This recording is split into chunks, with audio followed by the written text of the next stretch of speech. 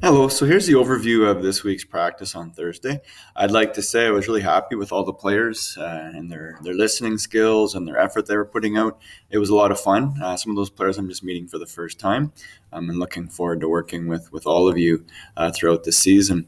So something that sort of came about in the session was that some players had trouble getting there for 4:15. I understand that with changes in time with school and stuff like that. So what I'd like to do is that the players that do arrive a little bit earlier, we're going to work on doing this little drill right here. We'll have pucks in this location. The player will pass the puck down to the coach. They will then skate forwards to here, do a reverse pivot, which then puts them sort of back to the boards. The reason for the reverse pivot is you always want to be able to face the puck, face the play. And so it puts them in a position where they're coming over into this zone here, facing the play so that they can then see the pass coming from the coach. This is also the pattern we want for our wingers in a breakout. You'll notice I put a green rectangle here. The purpose of this green rectangle right here is to emphasize where they should be receiving the pass. So this player doesn't want to leave or shouldn't be leaving the green rectangle without the puck.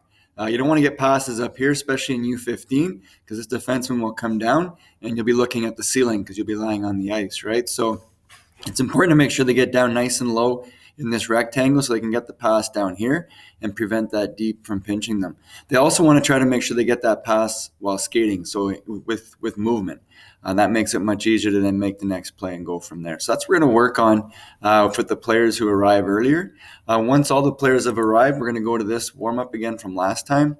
Again, long strides between the blue lines, right? We're skating down around the circles using our crossovers. Here, we're doing quick feet, 3 steps one way, 3 steps the other. Pivot, skate backwards around the dot. Again, backwards crossovers, pivot, and then we'll go one more time. We're going to go twice in this direction, and then we're going to switch everything up, and we'll go the other direction.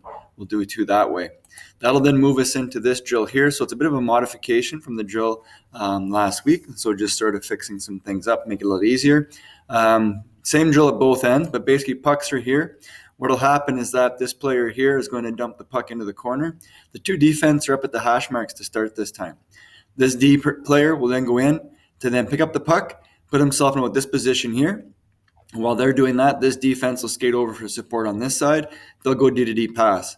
While that's taking place, the forward is trying to time things so that they're coming in through this area here, through the slot. And when that D-to-D pass is made, they're hopefully coming over, making the reverse pivot into that green zone from the earlier drill, okay, getting their pass, and then continuing up the ice through the pylons, all right, to get a shot on net. They'll then go back in line over here. Run the same thing at both ends for about 5 minutes, then we'll flip sides so that we get a chance to go both sides, forehand and backhand. From there, we're then going to move into the 2 versus 2 game from last week. The modification was we only have one goalie. We have a tire out there. And so what happened is that they played 2 versus 2. If the green team here in this case were to score, they come back out, they go around the pylon to regroup. They come back against the next 2 players who would jump on to go against 2-on-2. If the blue players get possession of the puck and they're able to skate that puck out past the tire, then they now have possession. They'll regroup, they'll come back on offense, and 2 more players will jump in on defense. So we'll run that drill, and then hopefully today we'll get a chance to move into this one here, the flank game. And in the flank game, again, it's 2 versus 2, but we're going to have 2 players up on the side. Okay, so it's almost like a 4 versus 2. And so what's going to happen here is that the green players here would use the side players. These 2 players are treating it more like a penalty kill almost, right? So you're down, and they want to make sure they maintain position in this area while these guys want to try to score. Okay, and so this will be played until either somebody scores or until the defense manages to get the puck and skate it out. Okay, or until the coach blows the whistle if it's gone for too long. At that point, people switch positions.